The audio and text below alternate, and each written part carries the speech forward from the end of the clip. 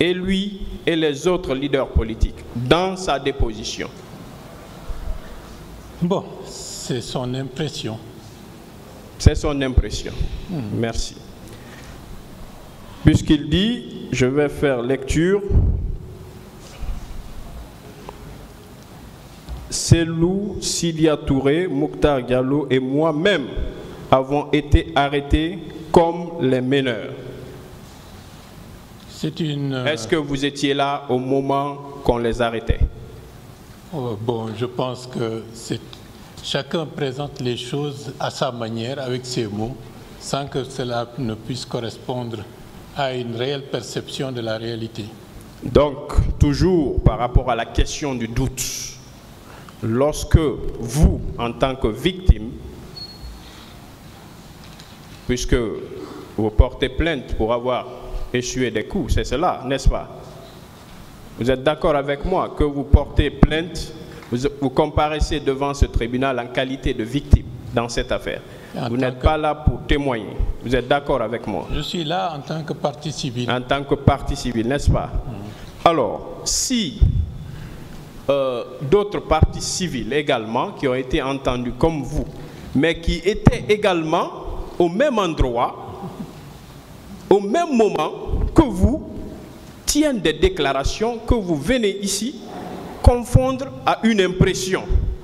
Parce que pour vous, vous dites que c'est leur impression. Nous voulons savoir, est-ce que devant ce tribunal, c'est l'impression qui est jugée ou les faits? Bon, là, aujourd'hui, je suis devant vous. Ceux qui ont fait ces dépositions peuvent se présenter également pour étayer à la lumière du temps et de ce qui a été constaté par eux-mêmes. Je suis d'accord, ils vont se présenter peut-être. Mais vous-même, vous avez eu à tenir des propos devant le pool de juges d'instruction. Vous avez fait des déclarations, mais aujourd'hui, vous n'êtes pas à même de soutenir ces déclarations. Vous créez une confusion.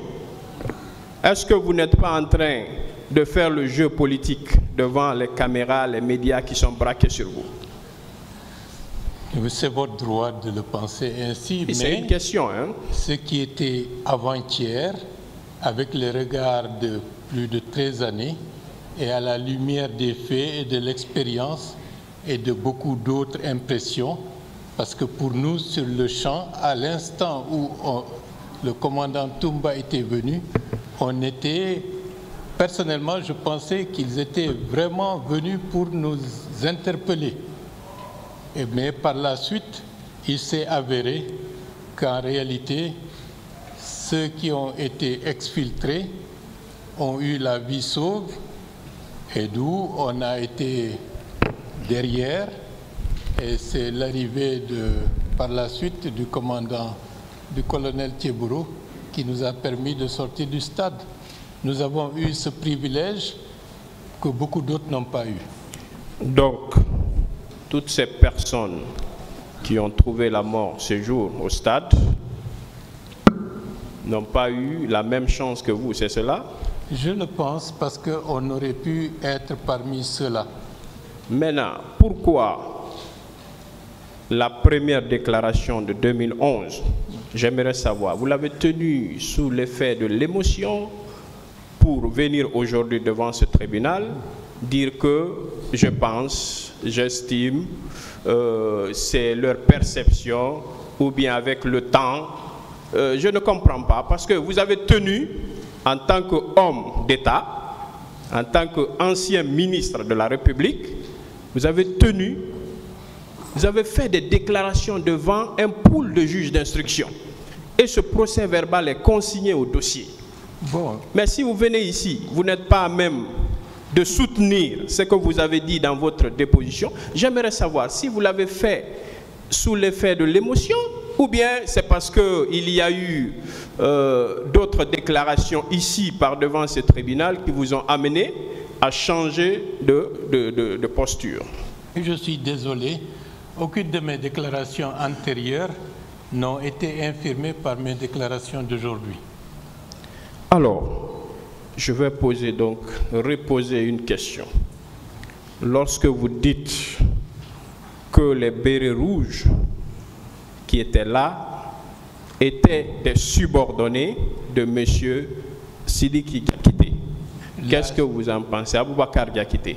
La façon dont la situation s'est présentée et le fait que monsieur, un officier, avec d'autres personnes qui étaient autour de lui, donne un ordre et que les autres n'ont pas contredit cet ordre, de facto, il apparaît comme étant la personne qui donnait des instructions, donc le chef. Cela ne veut pas dire qu'en réalité, à mon avis, qu'il était le chef. Monsieur Bahouri, nous sommes devant un tribunal très sérieux et nous sommes là pour parler des faits et non les... Vous avez déclaré ici avoir reçu des coups. Je vous ai interrogé sur la possibilité que vous avez aujourd'hui d'identifier vos assaillants. Est-ce que vous êtes à même d'identifier la personne qui vous a asséné les coups? Bon, je ne peux pas l'identifier. Vous ne pouvez pas le faire. Est-ce que M. Bahouri sait que la responsabilité pénale, elle est personnelle, elle est individuelle? Elle est personnelle, elle est individuelle et puis il y a une responsabilité morale également. La responsabilité morale n'est pas jugée par un tribunal criminel. Vous êtes d'accord avec moi? En tout cas... La morale n'existe pas en droit pénal. En tant que partie civile, je suis là également parce que je suis le président de la commission d'organisation de cette manifestation. Monsieur Bahouri, est-ce que vous savez que devant ce tribunal, vous avez l'obligation de rapporter la preuve que vous avez subi effectivement ce que vous avancez, les coups et blessures? Il y a des images, il y a des comment on appelle ça? On n'a pas Sauf que nous, on n'a pas vu au dossier. Bon, on peut les sortir, ce n'est pas caché. Vous avez un acte émanant d'un médecin qui atteste que vous avez effectivement été blessé, que vous auriez ce jour-là subi des coups et blessures. Vous avez un acte dans ce sens? Bon, je n'ai pas cherché, mais je pense qu'on peut attester ces faits à travers les archives de la clinique Pasteur et du centre du dispensaire du camp Almami Samori Touré. Alors, qui, selon vous, est responsable de ce qui est arrivé le 28 septembre? La responsabilité incombe à celui qui dirige le pays lorsque des situations d'une si grave importance se sont déroulées dans son propre pays. Qu'il soit présent, qu'il soit peu ou impliqué. Les techniciens, s'il vous plaît, aidez-nous avec le micro.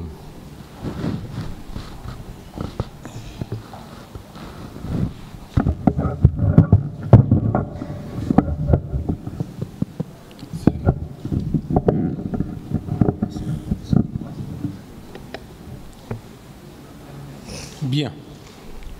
La responsabilité d'un président, un chef d'État, elle est immense. Et c'est l'acte de ses subordonnés qui sont sous ses ordres l'engage s'il n'a pas sanctionné ou démenti ou pris des mesures susceptibles de montrer l'innocence des services ou des corps qui ont été à la base de ces exactions, notamment ce qui s'est passé au stade du 28 septembre. Alors, vous voulez dire, si je comprends bien, que le président Moussa Dadis Camara, à l'époque, n'a exprimé, si vous voulez, aucune désolation face à ce qui s'est passé au stade? C'est ce que vous voulez soutenir ici? Je n'ai pas toutes les informations, mais quoi qu'il en soit, le responsable suprême des forces armées est tenu responsable des actions de toutes les forces des armées du pays. Vous l'avez déclaré ici qu'à la date du 3 décembre, vous êtes passé devant une commission. Vous êtes d'accord avec moi? C'est vrai. Vous êtes passé devant une commission. Oui. Et cette commission-là, qui l'avait mis en place? C'est le CNDD qui l'a mis en place. Ce n'est pas le CNDD qui avait mis cette commission en place? Si. Alors, qu'est-ce que le président pouvait faire de plus? Qu'est-ce qu'il pouvait faire de plus? Vu que des exactions ont été commises, des citoyens ont été tués par d'autres présumés citoyens, vous comprenez? Parce que tout à l'heure dans vos déclarations, on a parlé de personnes qui seraient étrangères, d'accord? Donc on peut dire de citoyens présumés. Qu'est-ce que le président pouvait faire sinon que mettre en place une commission pour enquêter sur les exactions? Qu'est-ce qu'il pouvait faire de plus selon vous, si vous étiez président? La responsabilité est importante et à partir du moment... Et d'ailleurs, s'il n'y avait pas une injonction ou s'il n'y avait pas un encouragement émanant des cercles les plus élevés de l'État, je ne pense pas que des forces de défense et de sécurité auraient pu avoir le courage ni l'idée d'aller s'attaquer à des populations civiles dans le cadre d'une manifestation aussi pacifique que celle du 28 septembre 2009. Alors, tout à l'heure, vous avez soutenu avoir vécu le refus d'obtempérer d'un certain nombre de militaires lorsque vous aviez fait allusion au cas de la clinique Ambroise Paré. Vous êtes d'accord avec moi? Oui. Qu'à la clinique Ambroise Paré, un officier, en l'occurrence le colonel Keboro, avait donné des instructions à des militaires qui sont supposés être ses subordonnés dans la hiérarchie militaire, n'est-ce pas? Parce qu'il était non seulement secrétaire, il avait rang de ministre, mais ces militaires n'ont pas obtempéré. Est-ce que dans ce contexte, M. Bahouri, on peut parler de la responsabilité du chef de l'État? S'il n'y a pas une mutinerie, en tant que telle, il faut placer sa responsabilité à ce niveau. Oui, justement, je ne sais pas si je me fais comprendre, parce que pour moi, du moment où il y avait même un chef militaire sur les lieux, qui ne s'est pas fait entendre, qui a donné des instructions, face auxquelles d'ailleurs il y a eu rébellion de la part de militaires subordonnés. Est-ce que vous pouvez estimer à ce jour-là que c'est le président qui a donné des instructions à des militaires guinéens pour aller s'en prendre à d'autres citoyens? Comme le colonel Tchiboro n'avait pas autorité sur eux, cela veut dire quelqu'un d'autre de plus élevé que le colonel Tchiboro avait une autorité sur ceux qui est ce quelqu'un? Je ne peux pas le dire puisque je ne sais pas. Mais en tout cas, s'ils peuvent désobéir de la manière la plus péremptoire au colonel Tchiboro, en lui manquant de respect aussi publiquement, cela veut dire qu'ils s'adossaient à une autorité plus élevée que celle du colonel Tchiboro. Mais dans l'enceinte du stade, vous avez quand même vu un militaire qui a donné des instructions et qui a été obéi, respecté à la lettre. C'est relatif, respecté à la lettre, parce qu'il nous a fait descendre. Il ne pouvait pas nous dire « restez là où vous êtes ». Il avait l'intention de nous exfiltrer, donc il faut qu'on descende. Excusez-moi, mais je pense que c'est tout à fait logique. Donc, lorsqu'il est arrivé, c'est ce qu'il vous a annoncé, qu'il était venu vous exfiltrer? Pas du tout, il a dit « descendez ». Descendez, tout simplement. Et nous sommes descendus. Et au moment de descendre, d'autres ont agressé certains d'entre nous et les ont blessés. Mais sauf que lui, il a fait sortir un certain nombre d'entre nous. Sauf que c'est contradictoire avec ce que vos pères ont déclaré ce jour, parce que là, la déposition de M. Sidia Touré, de Loussé Nifal et de El Hadj Selou Dalein, il y a quand même vraiment une contradiction avec ce que vous déclarez ici à cette barre. C'est possible. C'est comme si vous n'étiez pas au même endroit, quoi. Peut-être que vous avez lu une parcelle ou un aspect singulier de leur déposition. Alors, Monsieur Bahouri, ce jour, lorsque vous étiez au stade, est-ce que un militaire ou ceux qui vous agressaient ont tenu des propos tels ce sont les ordres, nous sommes venus pour ça? Je n'ai pas entendu ce genre de propos dans les circonstances où nous étions. Alors, est-ce que vous pouvez dire que ceux qui ont agi ce jour étaient sous des ordres de qui que ce soit? Je ne peux pas penser qu'une foule joyeuse, alors qu'aucune institution de la République n'était menacée, à un moment donné, on se retrouve encerclé des coups de feu, des grenades lacrymogènes, des poursuites, et que tout le monde essaye de se sauver. Je ne pense pas que cela puisse se faire de manière, j'allais dire, impromptue. Tout cela ne peut pas se faire sans qu'il y ait des instructions précises. Donc vous estimez que ces militaires agissaient sous des instructions, c'est cela? La discipline militaire... Mais sauf que vous n'êtes pas à mesure de nous dire sous les instructions de qui est-ce que ces militaires agissaient, parce que vous n'êtes pas à même de le dire devant ce tribunal. Bon, je ne sais pas ce qui s'est passé à leur niveau, mais la discipline militaire leur impose une certaine rigueur, et s'ils font quelque chose, ce n'est pas parce qu'un d'entre eux veut le faire qu'ils peuvent le faire impunément comme ça. Est-ce que vous savez qu'en ce moment, il y avait un chef d'état-major des forces armées? Il y avait un haut commandant de la gendarmerie. C'est vrai. Il y avait également un ministre de la Défense. Donc, c'est pas à moi de me dire qui a donné des instructions. Non, je vous demande, est-ce que vous savez que toutes ces institutions existaient et que notre armée était hiérarchisée de la sorte? C'est tout à fait logique. Logique, n'est-ce pas? Alors, pourquoi, puisque ce sont des hommes armés, des militaires de surcroît, qui ont agi comme ça contre des citoyens, dans l'enceinte du stade, pourquoi ce n'est pas la hiérarchie militaire qui est visée, mais plutôt le président de la République et d'autres membres de son gouvernement?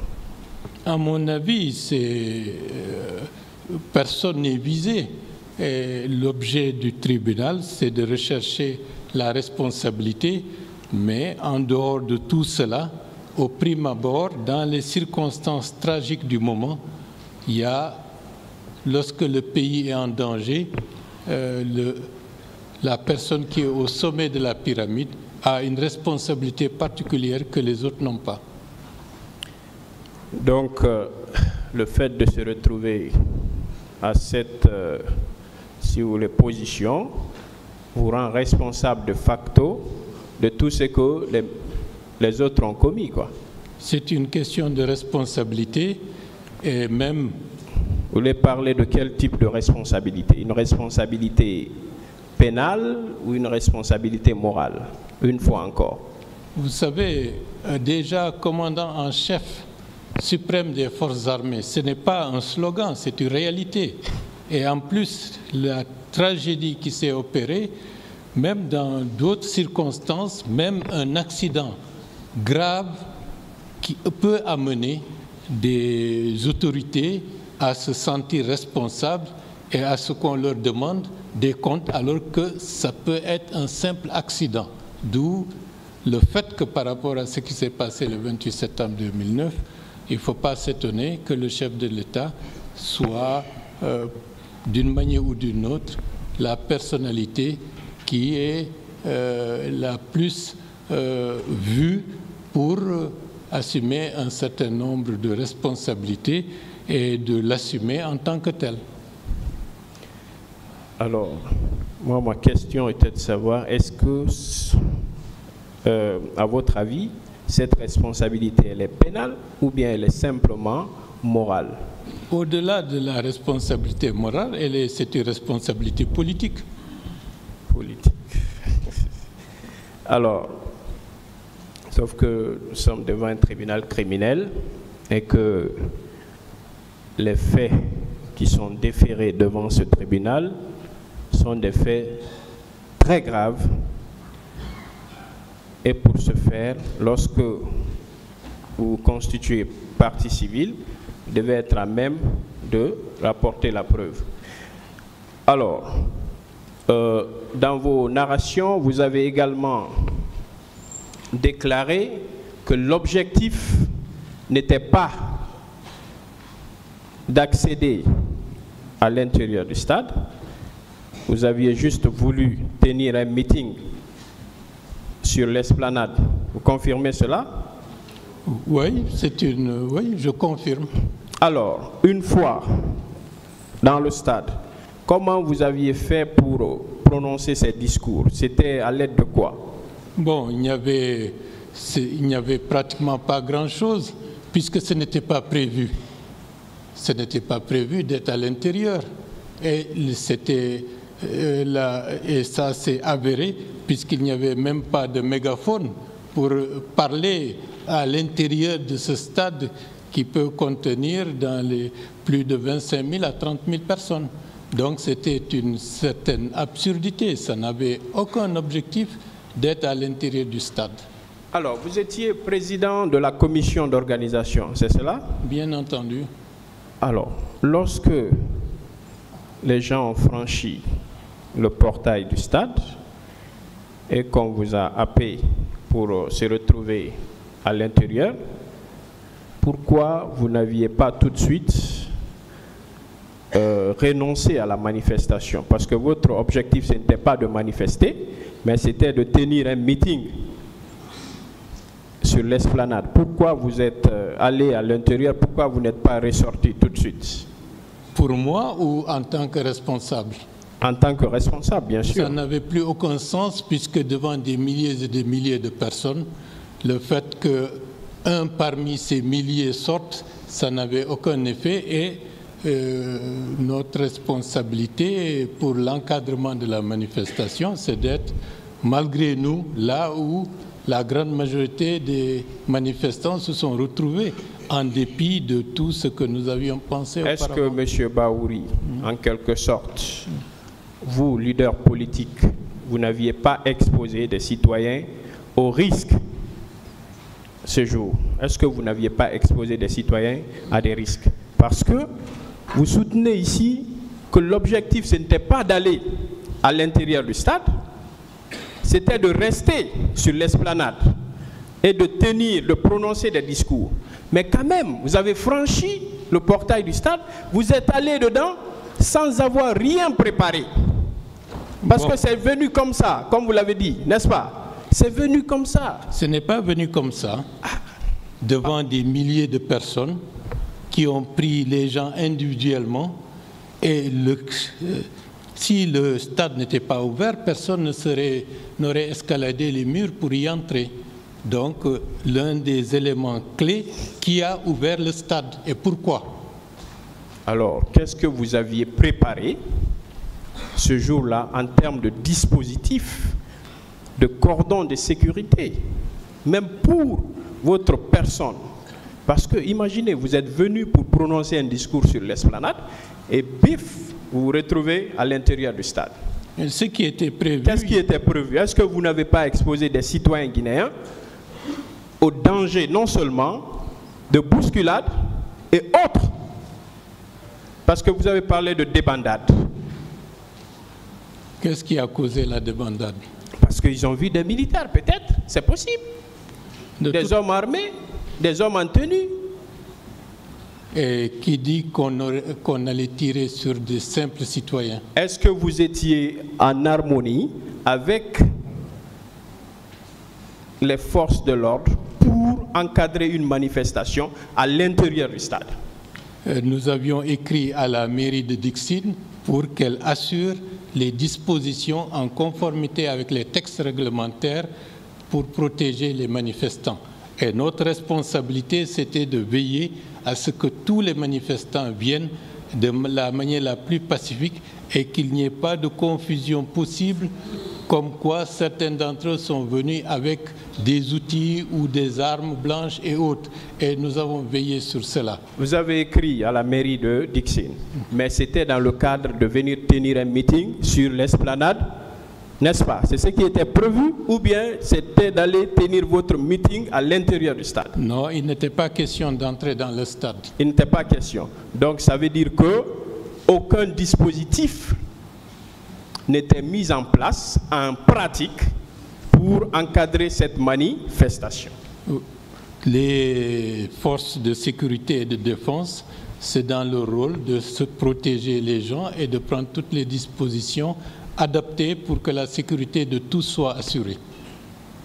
Vous êtes d'accord avec moi que encadrer une manifestation à l'esplanade et encadrer une manifestation dans le stade, il y a une différence? D'ailleurs, il était beaucoup plus facile d'encadrer la manifestation dans le stade puisqu'il n'y avait aucun risque, il n'y a rien à casser, il n'y a rien à prendre. Si on était resté 2 heures, 3 heures, 4 heures, après les gens seraient sortis du stade et sans qu'il y ait rien du tout. Monsieur Ba, vous dites qu'il n'y avait aucun risque. Il n'y avait pas de risque. Alors, est-ce que vous connaissez la capacité de ce stade? Plus de 25 000 à 30 000 personnes. Il y avait combien de personnes ce jour? Je ne peux pas l'évaluer, mais il y avait... Donc le risque était patent. Il y avait bien sûr des risques. Votre objectif, c'était de tenir votre meeting sur l'esplanade, mais vous vous êtes retrouvé quand même à l'intérieur du stade. Et cela a exposé des citoyens. Le fait d'être dans le stade a exposé les citoyens. Merci. C'est ça qui a exposé les citoyens. Merci. D'ouvrir le stade pour que les gens rentrent dans une souricière et puis de fermer, c'est ça qui a exposé. Qui a ouvert le stade? Point d'interrogation. Alors, Monsieur Ba, je vais terminer. Vous étiez membre influent de l'UFDG, n'est-ce pas? C'est une réalité, oui. Lorsqu'il y a eu ce que vous appelez tragédie au stade, qu'est-ce que l'UFDG a reçu en termes d'indemnisation? Là, personnellement, en tant que président de la commission d'organisation des forces vives, de près ou de loin, je n'ai jamais été informé d'une quelconque indemnisation avant que cela ne se fasse. C'est plus tard qu'on a appris que certains leaders ont reçu des indemnisations sans qu'il y ait un acte officiel pour indiquer que pour le compte de tout ce qui s'est passé, voilà un montant pour aider les victimes, les blessés et autres. Là, donc, pour terminer, Monsieur Baouri, est-ce que vous pouvez confirmer devant ce tribunal que vous êtes entré par effraction dans le stade du 28 septembre à la date du 28 septembre 2009? Pas par infraction, j'ai été, comme beaucoup d'autres, entraîné par une foule dans le stade. Oui, par effraction, je veux dire. Parce que vous n'aviez aucune habilitation, aucune autorisation de l'administration du stade du 28 septembre ce jour. Vous êtes d'accord? Vous confirmez cela? Donc, pourquoi l'administration du stade a ouvert le stade?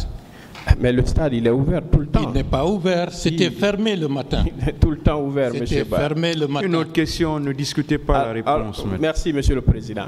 Monsieur Ba,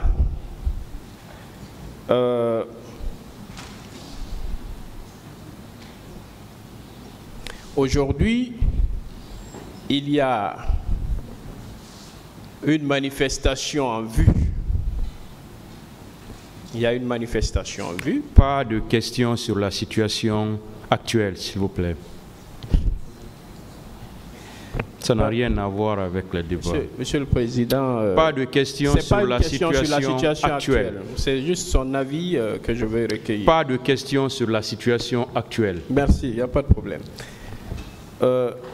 Alors, Monsieur Ba, vu que votre manifestation dans l'enceinte du stade du 28 septembre n'était pas autorisée, vous l'avez dit, c'était sur l'esplanade.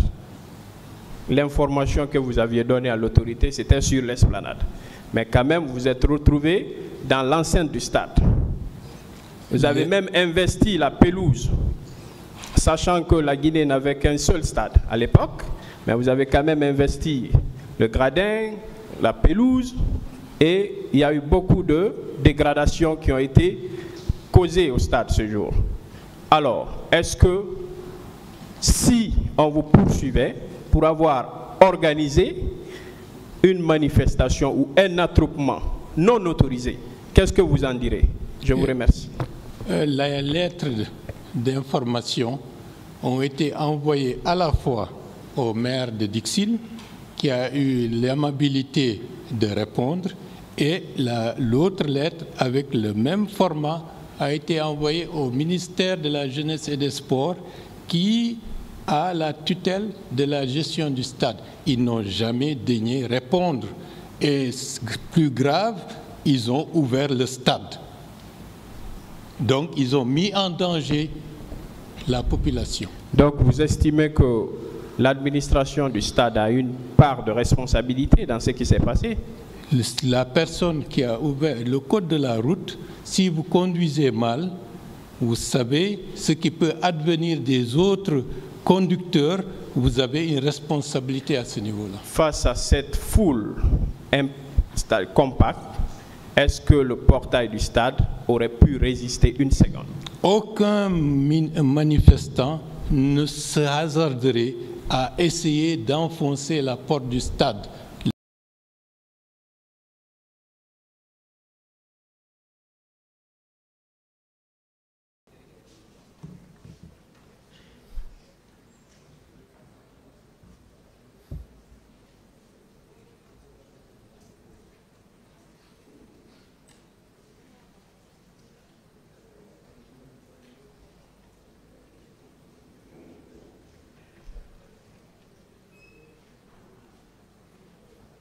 Allez-y, maître.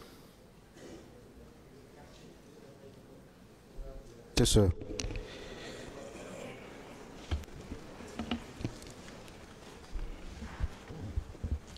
Monsieur le Président, Dadi. Oui, maître. J'étais en train de parler du dispositif sécuritaire et de la sortie de votre aide de camp. En réalité, je voudrais un parallèle, qu'on fasse un parallèle en ce que lui, il a dit. Il a dit qu'en sortant, il n'est sorti qu'avec une seule personne, un certain Formo. Son avocat a dit qu'il est sorti lourdement armé. Il a également dit que vous n'êtes pas sorti. Son avocat a dit que vous êtes sorti jusqu'à aller au Marokana. Que pensez-vous concrètement de cela? Maître, c'est pourquoi je l'ai dit tantôt, il ne faudrait pas, on ne peut pas suivre une stratégie, nous ne sommes pas là pour distraire la cour. Et lorsque j'insiste, maître, je dis que nous sommes devant des professionnels, je ne le dis pas au hasard.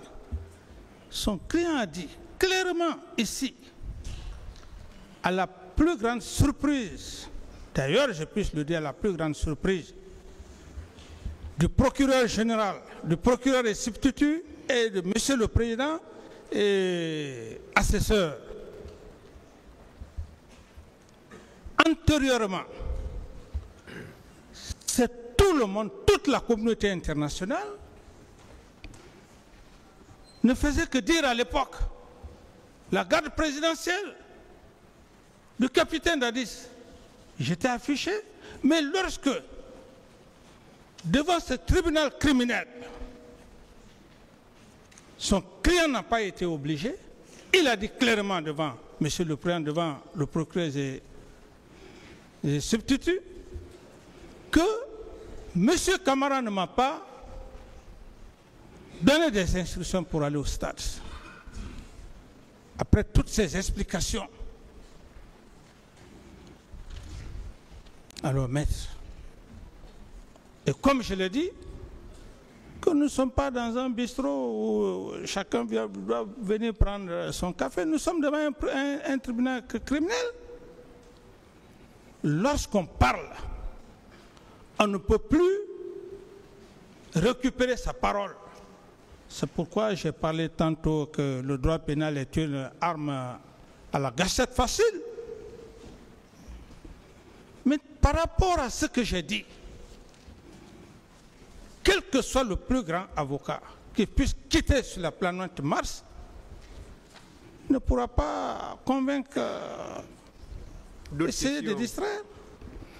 Merci. Est-ce que dans ce cas-là, oui, s'il y a une contre-vérité, s'il y a une contradiction à la barre de cette audience-là, est-ce que cette contradiction ne vient pas plutôt de celui-là qui vous accuse, votre aide de camp? La contradiction... Est-ce que ce n'est pas plutôt lui qui dit des contre-vérités? Non, j'estime que c'est pas Toumba qui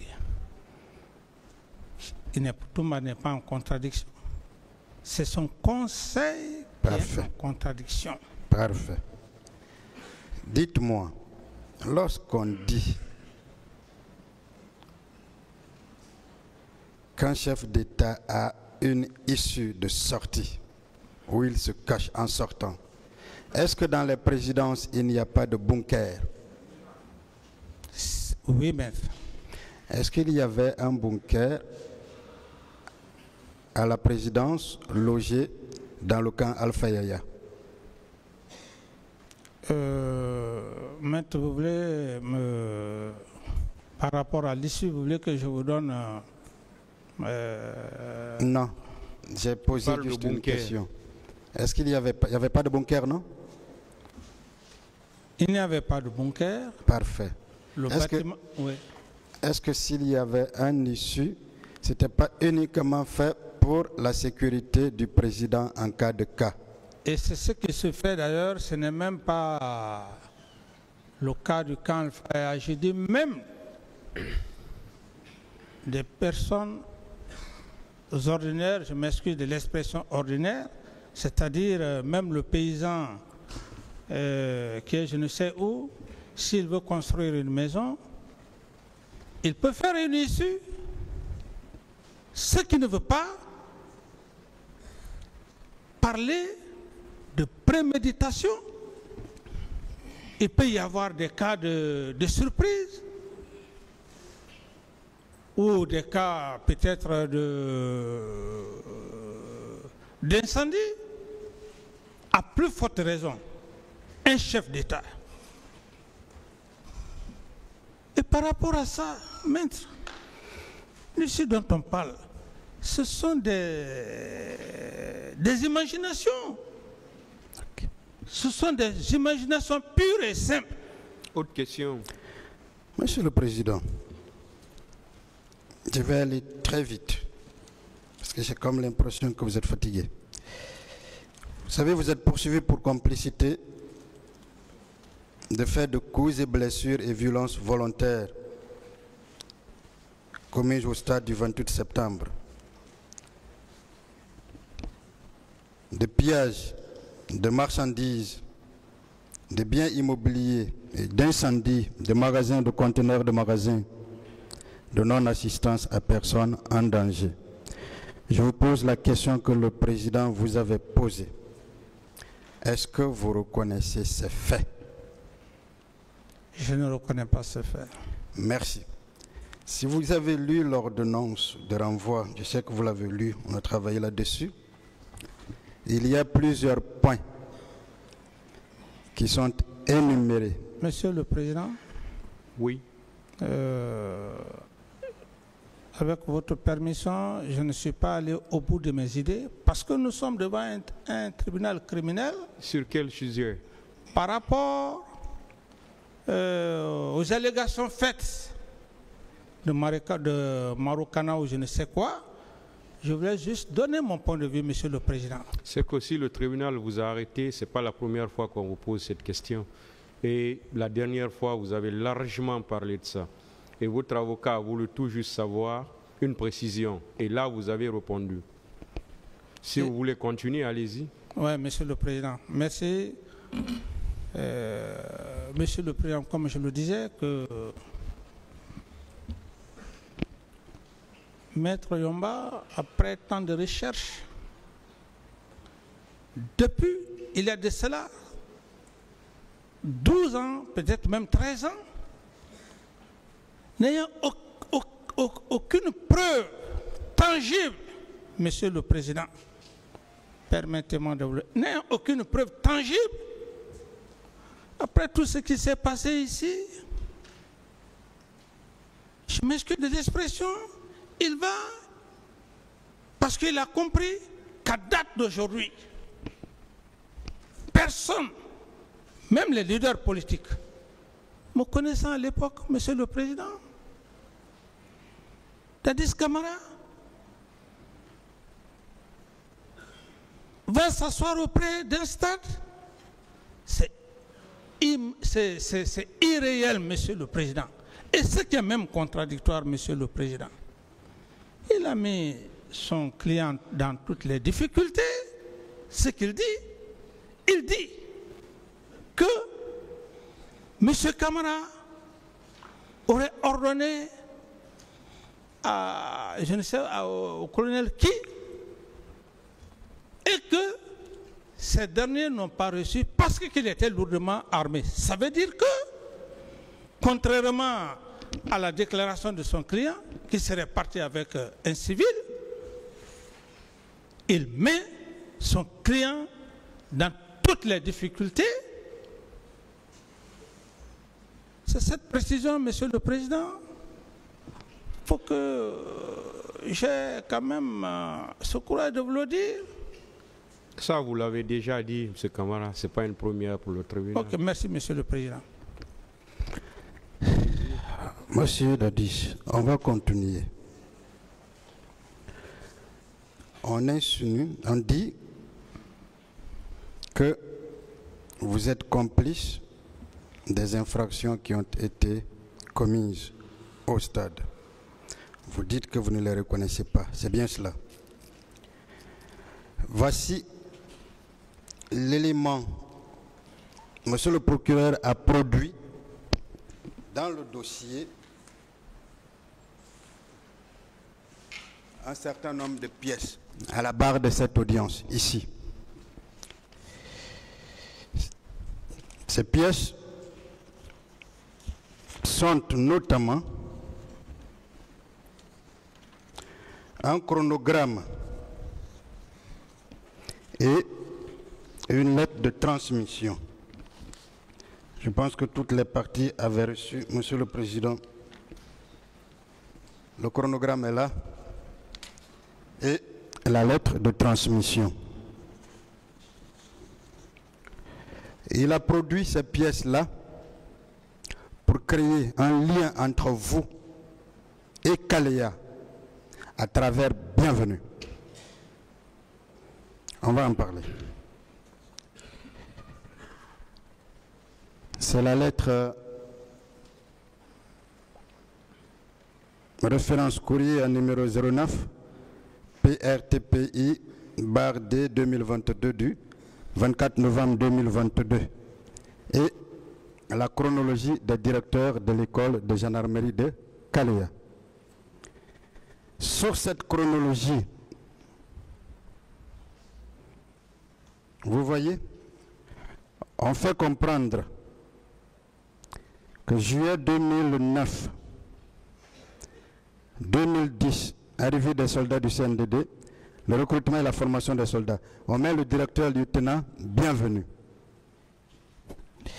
Est-ce que vous saviez que les nominations d'un directeur du centre sont faits soit par décret du président, soit par arrêté du ministre de la Défense nationale, soit par décision ou du chef d'état-major général des armées ou des chefs d'état-major particuliers des armées. Oui, maître. Parfait. Est-ce que dans ce cas-là, vous ne comprenez pas que ceci n'est pas une preuve et que la preuve devait être ou un décret de nomination du président ou bien un arrêté du ministre de la Défense nationale ou bien une décision prise ou par le chef d'état-major général des armées ou par le chef d'état-major particulier de la gendarmerie, c'est-à-dire le haut commandant et directeur de la justice militaire. À l'époque, c'était le chef d'état-major général de la gendarmerie. Est-ce que dans ce cas, c'est un élément qui peut être considéré devant ce tribunal comme une preuve produite par ce parquet? Concernant quoi, maître? Une preuve concernant votre lien avec monsieur Bienvenu. Ouais, vous voyez, cette lettre date du 24 novembre 2022. C'est-à-dire qu'elle a été faite pendant que nous sommes en procès. Est-ce que vous ne voyez pas que c'est maintenant là qu'on est en train de chercher des preuves contre vous? Maître, quelle est la question? Est-ce que c'est maintenant là? Est-ce que vous ne voyez pas que c'est maintenant là, pendant que nous sommes en procès, que le parquet est en train de chercher des preuves contre vous? Maître, je peux répondre à votre question? Oui. Ce document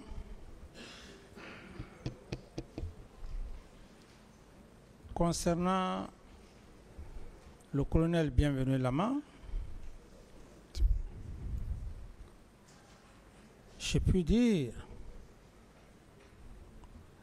que le colonel Bienvenu Lama était instructeur avant que je ne vienne au pouvoir.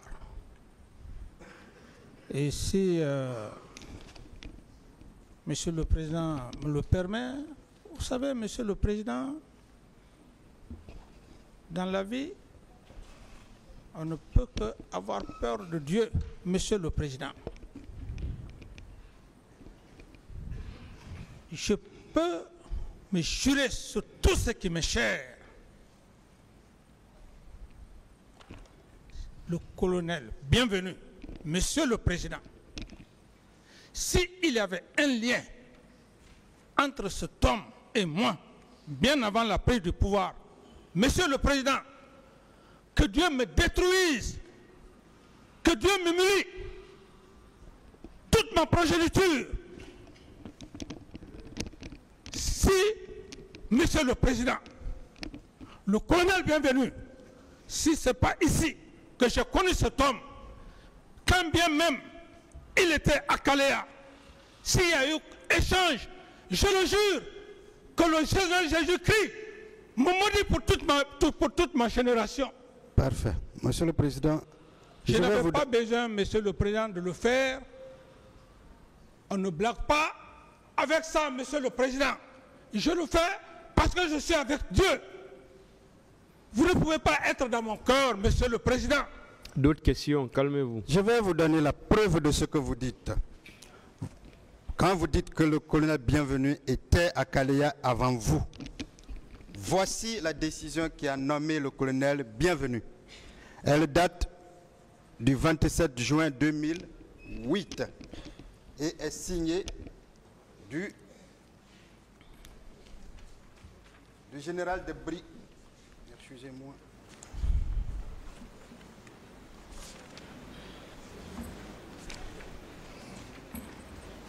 Elle est signée du général de brigade qui était chef d'état-major de l'armée de terre à l'époque, Jacques Touré. C'est la décision 156 bar EMGN bar BOI bar 2008 portant désignation des instructeurs et encadreurs. Le chef d'état-major de la gendarmerie nationale décide. Les militaires dont les prénoms et noms suivent sont mis à la disposition du commandement des écoles de gendarmerie de Symphonia et de Caléa en qualité d'instructeurs et d'encadreurs. Ce sont À la 14e place, bienvenue Lama. Bienvenue Lama, sous-lieutenant EMG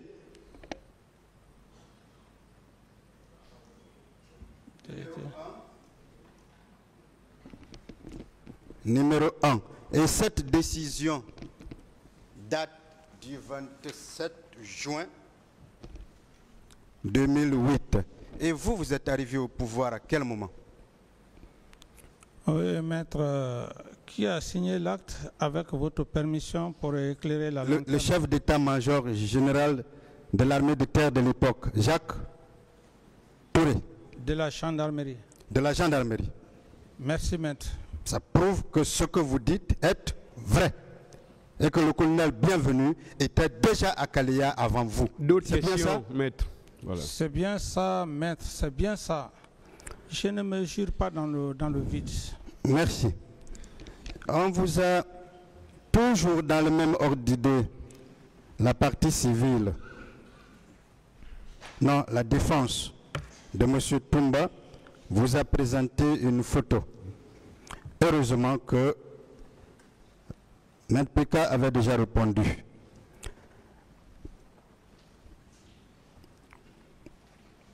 À propos de Kalea, puisque c'est l'élément fondamental de complicité qu'on vous fait reprocher, vous avez dit, est-ce que vous confirmez que vous avez été juste informé par le général Sekouba Konaté Pour Kalea, le recrutement de Kalea? Oui, je réitère que je lui ai donné mon aval, mais quant au recrutement proprement dit, c'est le général Sekouba Konaté qui a fait le recrutement de Kalea. Nous, par conséquent, la première intervention de Toumba ici, c'est lui qui leur a parlé de quotas. Il n'a pas dit que le capitaine Dadis à l'époque a eu des quotas. Il a dit lui et Sekouba Konaté. Est-ce qu'il y a un débat pour ça, maître? Est-ce qu'il y a un débat pour ça? Parfait. Parfait. Est-ce que vous confirmez lui avoir dit pour ce recrutement de passer dans les 4 régions naturelles? Tout à fait, maître. C'est dans mon PV. C'est parfait. Je vais vous donner la preuve que j'ai produite au débat, que c'est le général Konaté qui effectivement a organisé ce recrutement. Même après, vous, il continuait à recruter. Voici, Monsieur le Président, la décision, une lettre recommandée, une lettre de recommandation de recrutement que j'ai produite tout à l'heure à la barre. Monsieur le ministre de la Défense nationale, président de la transition, à monsieur le directeur de l'école de la gendarmerie. L'autre, c'est de Sonfonia.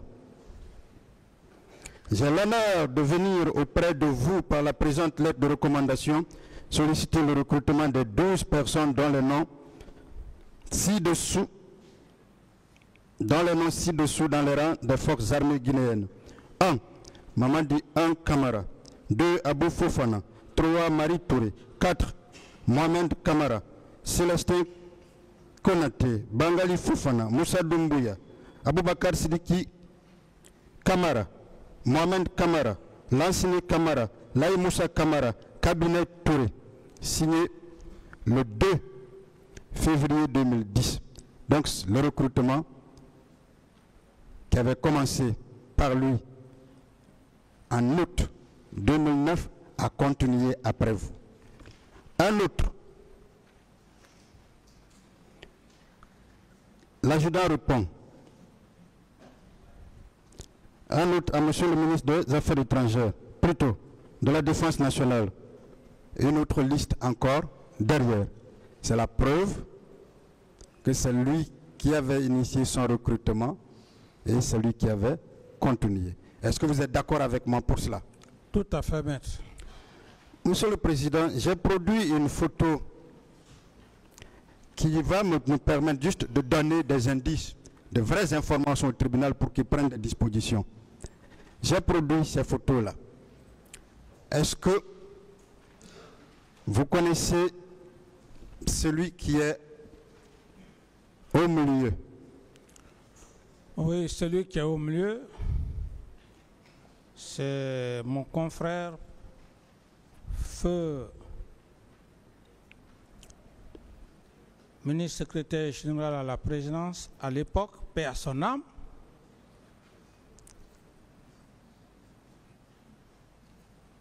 Je le reconnais. Parfait. Est-ce que vous connaissez les deux autres qui sont à côté? Non. Les deux autres qui sont à côté, un est le responsable des services secrets israéliens et un est ministre de la Défense et de la Sécurité à l'époque des faits. Est-ce que vous saviez que c'est ce jour-là que ces deux sont venus voir le général Sekouba et qu'ils ont été conduits par le ministre secrétaire général à la présidence? C'est ce jour-là. Est-ce que vous saviez qu'il y a eu un acte signé qui existe dans les archives du ministère de la Défense lié à ce recrutement? Je ne sais pas. Vous ne saviez pas, je sais. Est-ce que vous saviez que ce sont ces Israéliens qui ont passé un contrat avec le ministère de la Défense et ont sous-traité une bonne partie avec des Sud-Africains?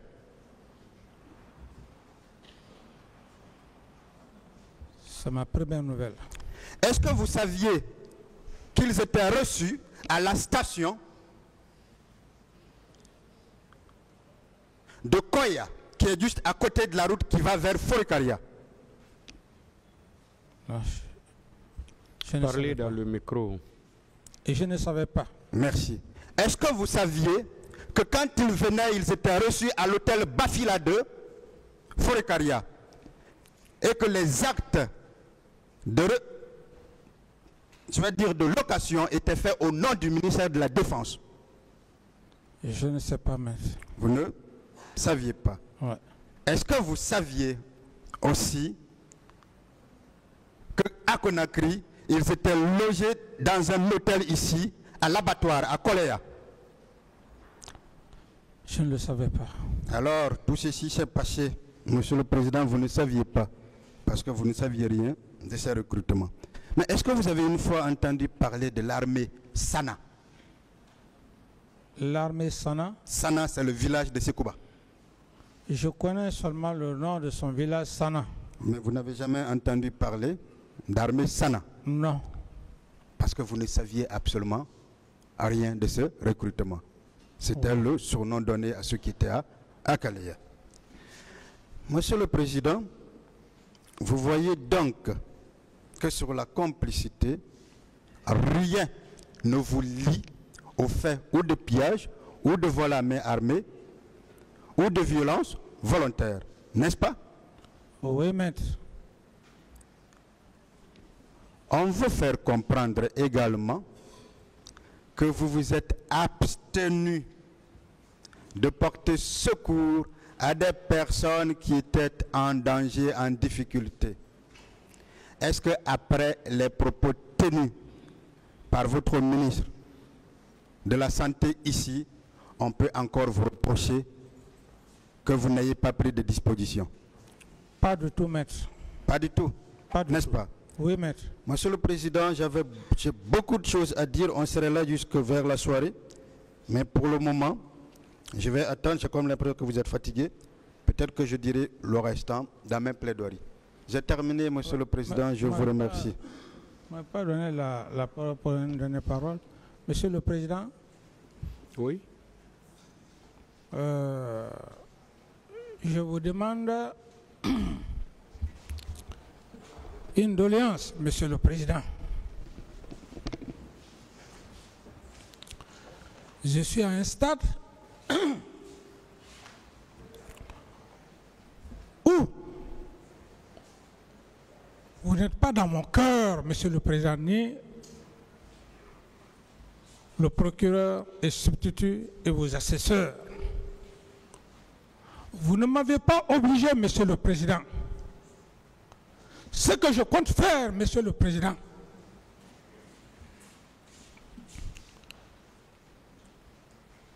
il n'est pas permis devant votre auguste tribunal, Monsieur le Président. J'ai géré cette nation, Monsieur le Président. Qu'est-ce que vous voulez, ce camarade? Je vais vous dire, Monsieur le Président, que je vais me jurer, Monsieur le Président. Ce n'est pas vous qui me l'avez dit, Monsieur le Président. Je sais ce que c'est. Si je suis aujourd'hui devant vous, Monsieur le Président, ce n'est ni ma puissance, c'est Dieu.